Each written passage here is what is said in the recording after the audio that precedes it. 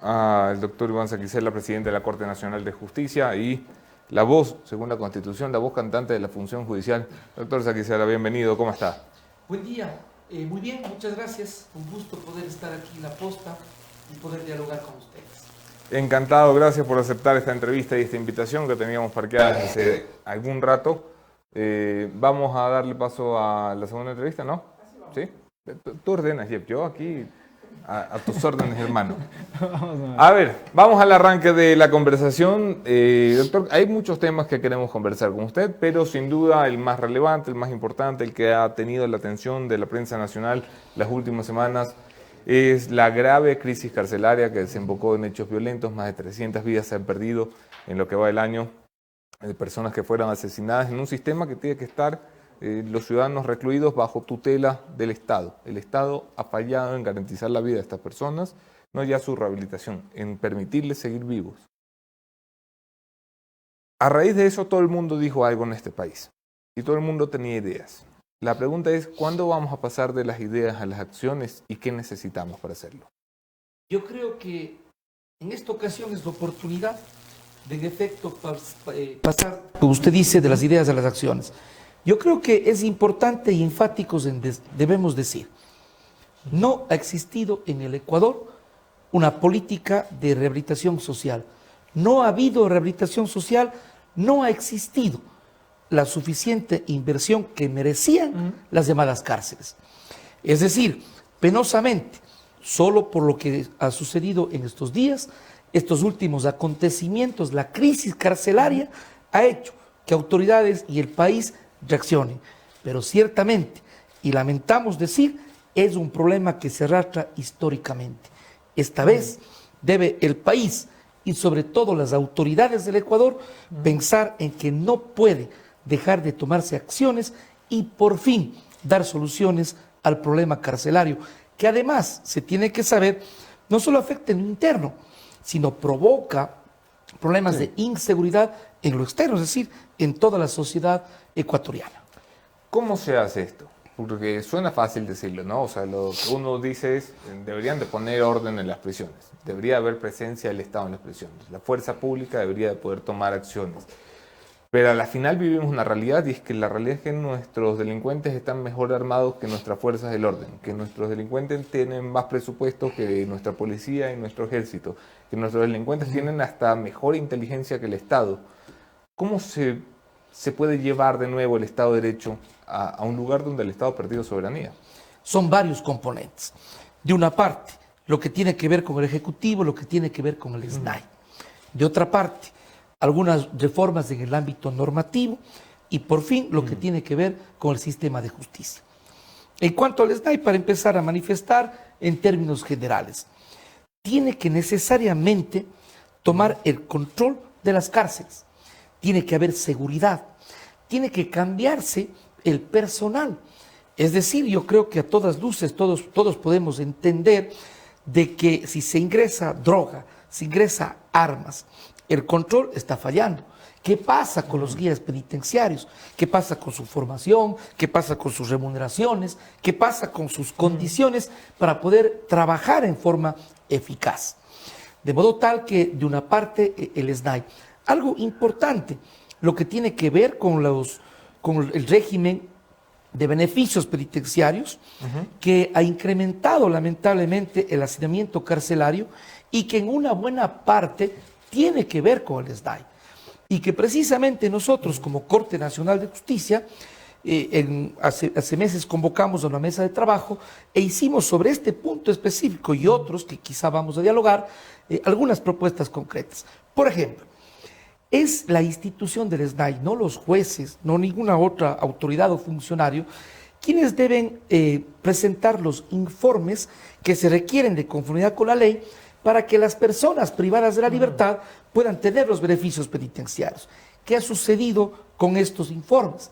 Llegan extemporáneos, llegan errados y muchísimas veces, incluso hay que decirlo, ha habido irregularidades. Sí, bueno, esto tiene que cambiarse. En las últimas 4 semanas han salido 3 líderes de poderosísimas bandas criminales en este país, todos bajo prelibertad, todos aflojados por una decisión judicial que se basa en un documento del SNAI, porque a la final esto que suena muy bonito, que es que el SNAI tiene que decidir técnicamente, lo que hay es un flaco en el SNAI que cuando llega a su casa, después de ganar $800 al mes, que es lo que le paga el Estado a una persona que está arriesgando su vida en el sistema carcelario, recibe una llamada a un criminal que le dice, mira, sé dónde está tu esposa, sé dónde están tus hijos, mañana el informe es favorable para mi líder. Y este flaco tiene que sucumbir, porque el Estado no se encarga de protegerlo además. Mire usted estos datos que usted proporciona, que son tan valiosos, tan interesantes. Yo he podido ver los programas, los reportajes que usted ha hecho. He dicho de paso, felicitaciones, ha profundizado, lo ha hecho con valentía y ha dicho las cosas que hay que decirlas al país. Nosotros decimos lo nuestro. Muchas veces los jueces han sido cuestionados por sus decisiones, pero se tiene que saber que esas decisiones son adoptadas sobre la base de los informes que se presentan. En buen romance, un juez, y si usted es juez, por ejemplo, y tiene todos los informes que por poco ya está de candidato para ser beatificado, Claro, sí. entonces el juez, ¿cómo adopta una decisión diferente? No descarto que haya hierros o alguna irregularidad, también juez, no descarto. Si es que eso hay que denunciarlo y hay que sancionarlo.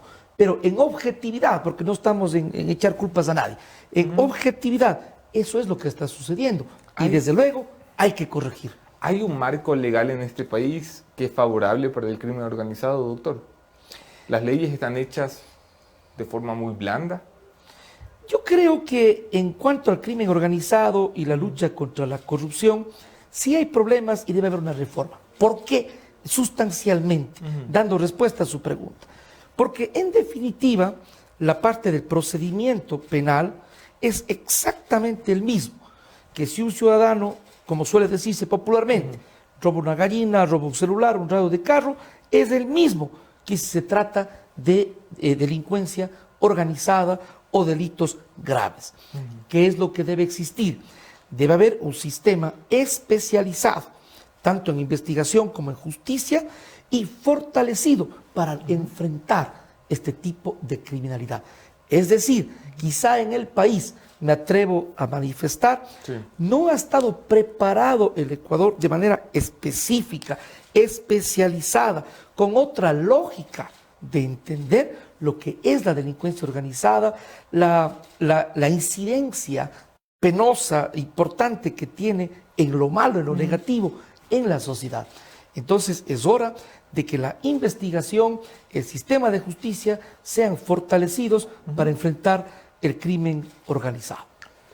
No solamente el crimen organizado y el crimen común y vulgar se acoge a prelibertades, también lo intenta el crimen organizado de la política. Los criminales de cuello blanco, es noticia nacional el esfuerzo que está haciendo el ex vicepresidente de la República por acogerse a un proceso de prelibertad con una leguleyada a criterio de muchos juristas.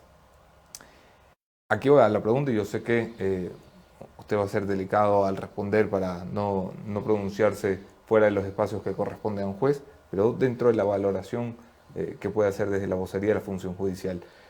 ¿Se sospecha en estos momentos que el gobierno nacional y la fuerza de oposición del correísmo tienen un pacto que podría implicar una decisión judicial? ¿Qué nos dice eso de nuestros jueces, de la independencia que debería tener el Poder Judicial en este país, doctor? Por eso es que siempre, para algunos quizá podríamos haber aparecido cansinos, pero no, ni somos cansinos ni nos vamos a cansar de defender la independencia judicial.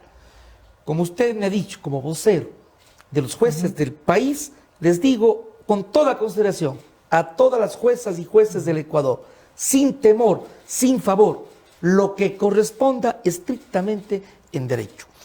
En lo personal, el presidente de la República, debo decir en lo personal, me ha complacido, que siempre manifestó su respeto a la independencia judicial y nosotros esperamos, yo no puedo basarme en especulaciones, sospecho, soy un juez y soy un presidente de una corte y represento un poder del Estado de la justicia. Simplemente decir de que deberá seguirse respetando la independencia judicial, porque en cualquier caso, si se habla de este tipo de acuerdos, pues sencillamente la decisión es de los jueces y los jueces deben aplicar lo que dice la ley. Entonces yo digo, no me quiero basar en especulaciones ni mucho menos. Defiendo, y todos los jueces debemos defender la independencia judicial y cómo no en la teoría, sino en la praxis, a través de nuestras decisiones. Eso es lo que yo debo expresar y agregar de que con toda objetividad en este último régimen considero que se ha respetado la independencia judicial y debe seguirse haciendo. Mire usted cómo he podido yo, a propósito de la temática de la independencia, escuchar, mirar los criterios de los ciudadanos y de comunicadores sociales sobre, por ejemplo, dos últimas resoluciones de la Corte Nacional. El tema del 30S y la situación jurídica del ciudadano Galo Lara. Sí. Y mire usted los pronunciamientos que en lo sustancial, yo no quiero calificar las decisiones de los jueces ni mal ni bien, más allá de que algunos casos sí conocí personalmente el señor Galo Lara cuando estaba de juez penal, pero lo que quiero decir es de que la gente cómo valora, cómo aprecia la importancia que tiene la independencia, sin lo cual, dicen los ciudadanos, no hubiera sido posible adoptar ciertas decisiones. Por ello yo creo, Andrés, de que los periodistas son los que, y los ciudadanos en general, pero los periodistas que cumplen una labor tan importante, deben, yo digo, pido de favor, ayudarnos y contribuir a la defensa de la independencia. Porque nos percatamos que sin eso no es posible justicia. ¿Hay Desde luego, independencia ser hoy? críticos también cuando corresponde. Hoy hay independencia en el sistema judicial. Y lo personal, yo siento una diferencia entre años pasados y el momento actual. Sin embargo, el problema de la independencia, especialmente en los países de la América Latina, es un riesgo constante, sea por el poder político, por el poder económico, por ideas de sectores sociales que pueden ser respetables, pero definitivamente sin independencia no hay democracia. Y algo más que yo quiero agregar en forma breve. Muchas veces se puede creer que la justicia es una situación muy abstracta o que resuelve el caso suyo o el caso de Juan o de Pedro. No, señoras y señores, mientras en el país no haya justicia que dote de seguridad jurídica, no puede haber no solamente democracia, sino no existen condiciones para que puedan haber emprendimientos, para que pueda haber seguridad para la producción. Es decir, la incidencia enorme que tiene en lo político, en lo social y en lo económico. Por eso es que defendemos la independencia judicial. Una de las personas que ha sido crítica dura y frontal del sistema judicial, especialmente la actuación de muchos de sus colegas jueces, es la doctora Diana Salazar, fiscal general de la Nación. Públicas son las declaraciones que hiciera a mediados de 2020, un malestar muy notorio, muy público contra muchos de los jueces que tenían decisiones que no le resultaban de gusto de fiscalía, por así decirlo, y que la fiscal llegó a sugerir estaban adornadas por la corrupción. Hace un rato le he preguntado si hay independencia en el sistema judicial, hoy le quiero preguntar si hay transparencia. Yo considero que existe en la enorme mayoría de los jueces una actitud independiente y ética. Yo no puedo negar, son cientos y cientos de funcionarios judiciales, que eventualmente pueda haber alguna irregularidad. Por ventaja, el propio sistema jurídico prevé los instrumentos que deben usarse en caso de que haya irregularidad. Por lo tanto, un ciudadano que se sienta perjudicado por una resolución irregular o que exista corrupción, tiene dos posibilidades. La primera, puede impugnar la propia resolución para que el juez superior revea la decisión en su contra. Segundo, puede denunciar al Consejo de la Judicatura, es decir, en materia de régimen disciplinario. Sí. Por lo demás, yo creo que el sistema de justicia cumplimos roles distintos. Hay un rol de un defensor, público-privado, un rol del fiscal y un rol de un juez. No siempre se le va a dar la razón al defensor, no siempre el juez va a dar la razón a la fiscalía. Algunas veces podría ser que el juez esté errado y por lo tanto se impugna. Entonces, así funciona el sistema. Yo creo que es importante de que en conformidad con el derecho se resuelvan las inconformidades. Por ponerle un ejemplo, la Corte Nacional resuelve en casación. Es decir, los errores de derecho que puedan cometer los jueces de segundo nivel. Y muchas veces se casan las sentencias. ¿Qué quiere decir? Que muchas veces estamos diciendo en la Corte Nacional que en tal o cual caso se ha cometido errores y se los corrige. Así funciona el sistema. Pero claro, yo creo que es importante, además de la independencia que ya hemos hablado y damos un mensaje sobre aquello al país, yo creo que ciertamente es importante que los jueces y las juezas no solamente apliquemos el derecho, sino tengamos una visión amplia que amerita no solo la legalidad, que amerita la constitucionalidad y algo más, que nos legitimemos en nuestras resoluciones con un sistema de justicia eficiente y ético. Una pregunta más antes de pasar la palabra a Jefferson Sanguña, que tenga alguna consulta para usted, doctor. Claro, sí. Hablaba usted hace pocos minutos de cómo sentía hoy más independencia que en el pasado. Lo dice así, suavecito, como quien no dice nada, pero en realidad dice mucho.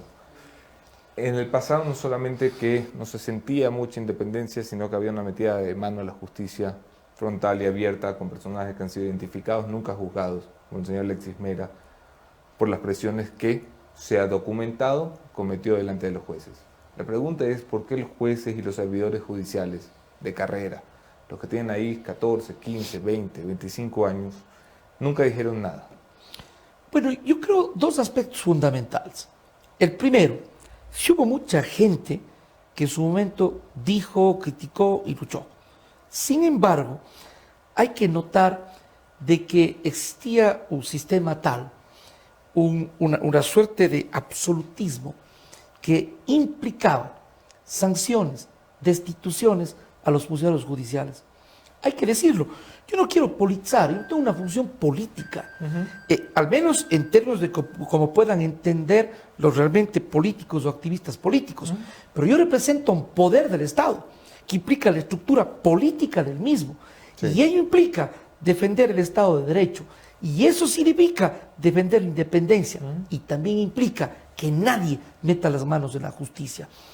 Yo debo decirle, y usted puede revisar, cientos de casos de funcionarios, de fiscales, de jueces, sancionados y destituidos por sus decisiones jurisdiccionales. Porque otra cosa es si es que es por actos de corrupción, es una situación diferente. Yo creería que el pasado nos debe enseñar y que nos debe proyectar hacia un futuro inmediato y más aún posterior para las generaciones de la democracia del Ecuador, en donde jamás nadie, no los jueces, ningún ciudadano puede permitir que se meta las manos de la justicia. Hasta hoy, ningún pensador, filósofo, cientista de la política ha creado un mejor sistema que la independencia de los poderes y que la democracia y el Estado de Derecho, lo que nos permite a usted y yo hoy dialogar en libertad sin que nadie nos censure. Eso es importante, Andrés. Doctor, ¿cómo le va? Muy buenos días. Jefferson Sanguña le saluda en esta ocasión. Gracias por aceptar la entrevista también. Un poco retomando el tema que hablaba al inicio con Anderson sobre la crisis carcelaria y demás, a la pregunta que me quiero enfocar es sobre la visita que realizó la CIDH la semana anterior, con la cual también mantuvo reunión con usted. En ese sentido, ¿qué sucedió ahí? ¿Qué le dijeron a la CIDH cuando este organismo vio que, por ejemplo, hay una serie de, por ejemplo, acciones en el sentido de que se abusa de la prisión preventiva y demás, de todo el sistema de justicia que no ayuda tampoco para enfrentar la crisis carcelaria? ¿Qué sucedió en esa reunión, doctor, y qué se le dijo a la CIDH? Bueno, primero nosotros muy honrados de la visita de la CIDH a la Corte Nacional de Justicia, tuvimos un amplio diálogo que fundamentalmente, entre otros temas, dialogamos en efecto sobre la prisión preventiva. Ellos nos dijeron cuál era nuestra opinión respecto del abuso que pueda haber sobre la prisión preventiva.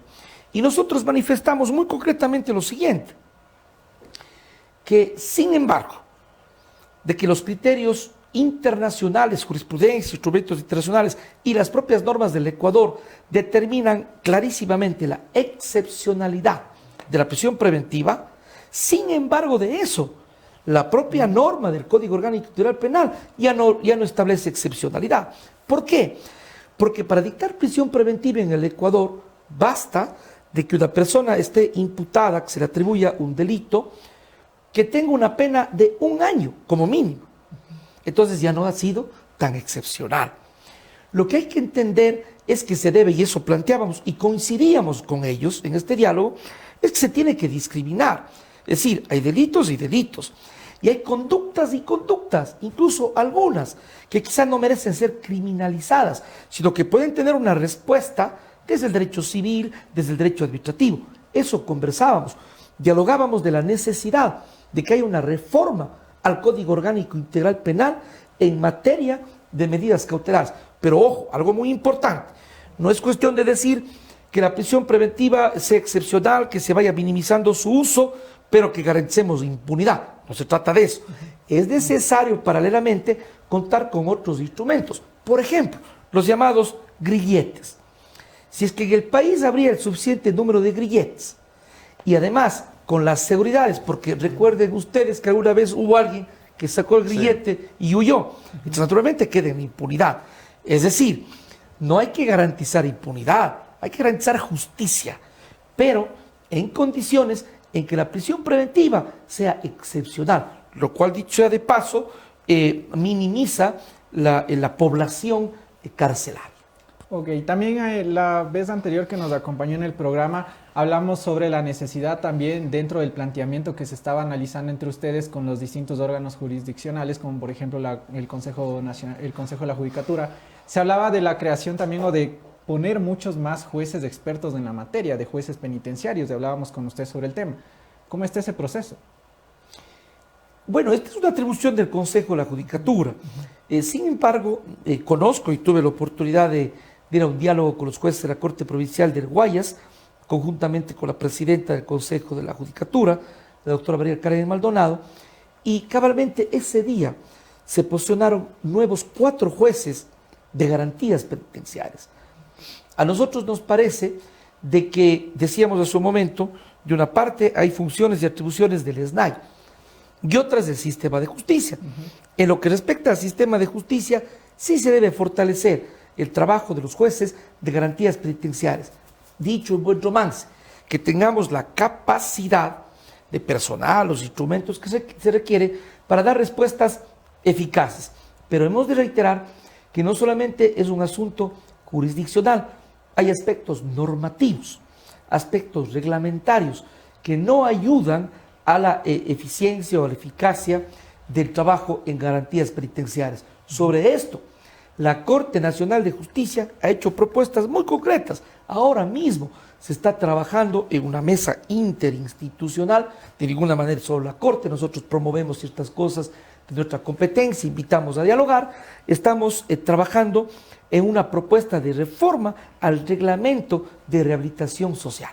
Okay. Eso es lo que puedo expresar sobre este respecto. De mi parte, para terminar y darle la palabra nuevamente a Anderson, doctor, algo que también quisiera consultarle, ya cambiando un poco de tema, es sobre el famoso caso de extradición del señor Sebastián Yunda, más conocido como Baby Yunda, por ejemplo. Allí quiero consultarle cómo va ese proceso, porque según el artículo 30 de la ley de extradición, el juez competente de la causa debía solicitarle la extradición a usted, a la presidencia de la Corte Nacional, cuando ya exista una orden de prisión preventiva. ¿Ah, ya esto? ¿Existió esto? Y si es así, más o menos en cuánto tiempo podría llegar al país Sebastián Yunda.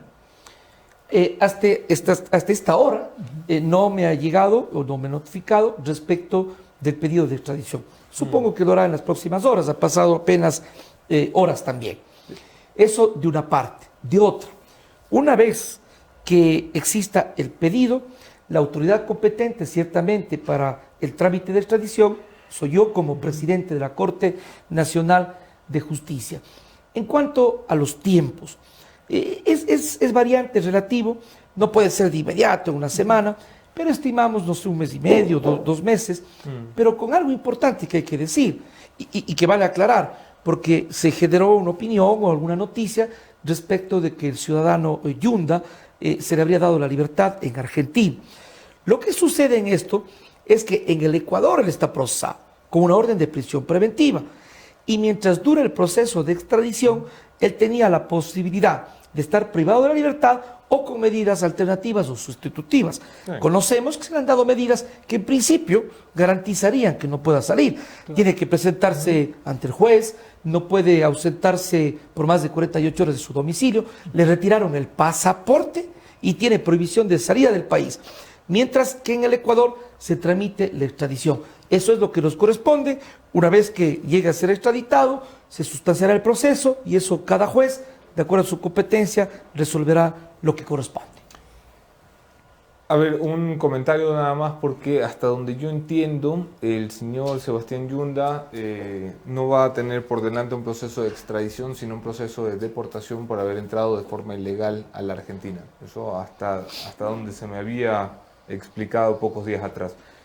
Doctor, entrando en la recta final de esta conversación, la Corte Nacional de Justicia tiene que hacer una renovación parcial de sus jueces que se viene demorando ya casi un añito. ¿Por qué demora tanto esto? Yo sé que esto no está en sus manos, sino en manos del Consejo de la Judicatura, pero ¿cuál es la explicación que le dan para que el proceso de renovación avance tan lento? Francamente, desconozco.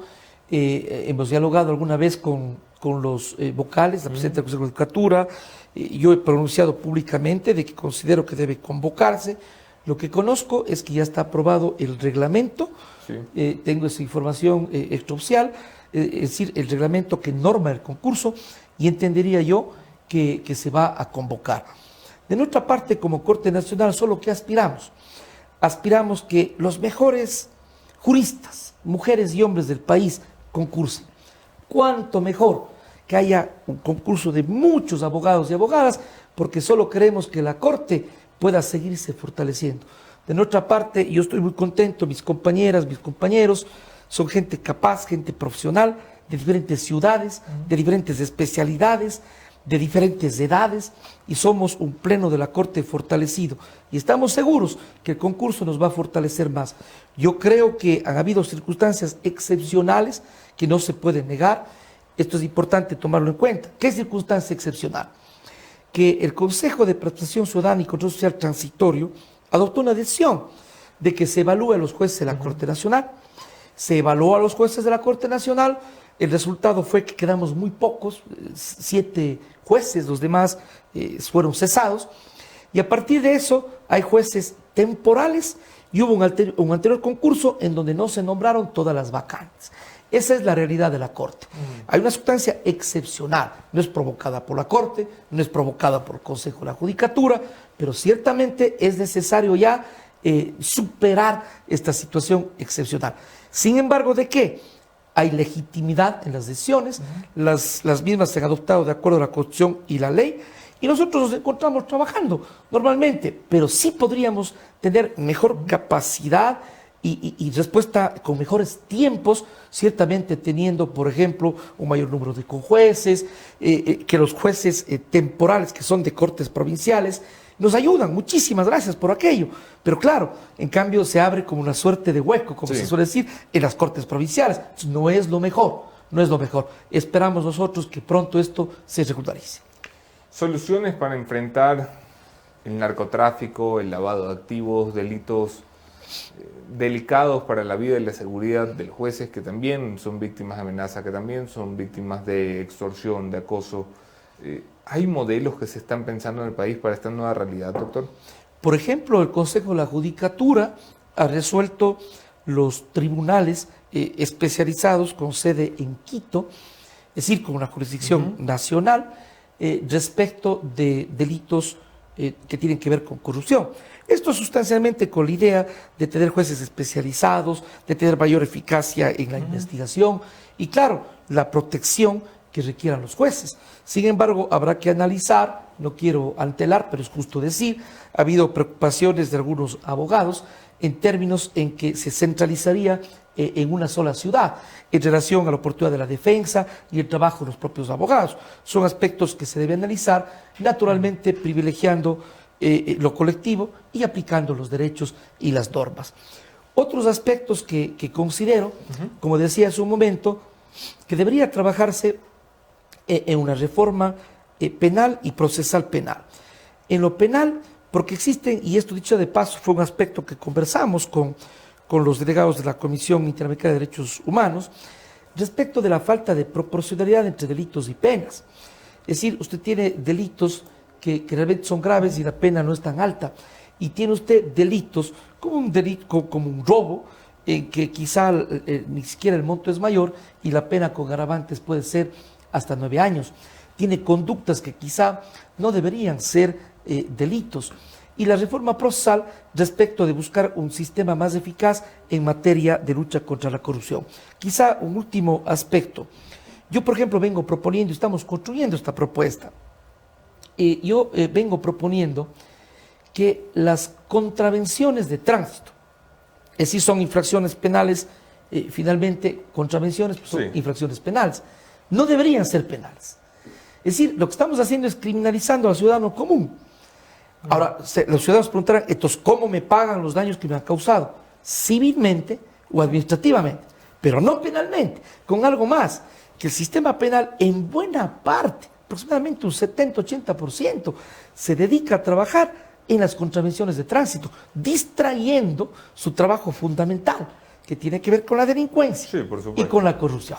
Es una propuesta que hemos hecho al país. La conversaremos sin duda más adelante. Doctor, no me puedo ir sin preguntarle esto porque a mí sí me da mucha curiosidad.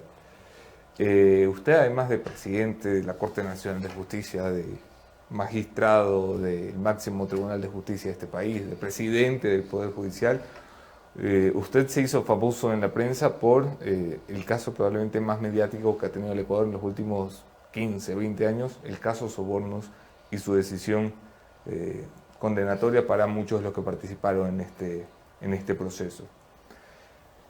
A raíz de esa decisión judicial, ¿su vida cambió en algo? A raíz de esa decisión judicial, ¿hubo tal vez amenazas o sospechas de que su seguridad y su integridad, o la de su familia y los suyos, estaban en riesgo? Sí, yo creo que sí la hay.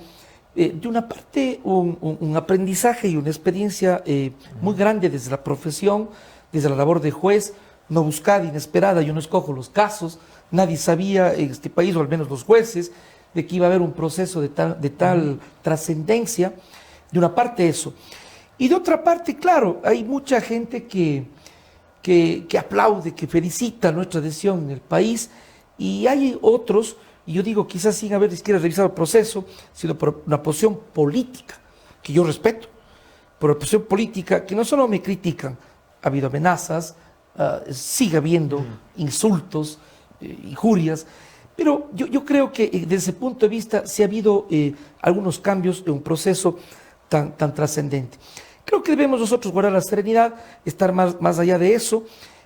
Me acuerdo de Sócrates, me hace acordar de Sócrates, decía, mi conciencia pesa más en mí que la opinión del mundo entero. Eso debe interiorizar todo juez. Su conciencia aquí implica el derecho y la justicia.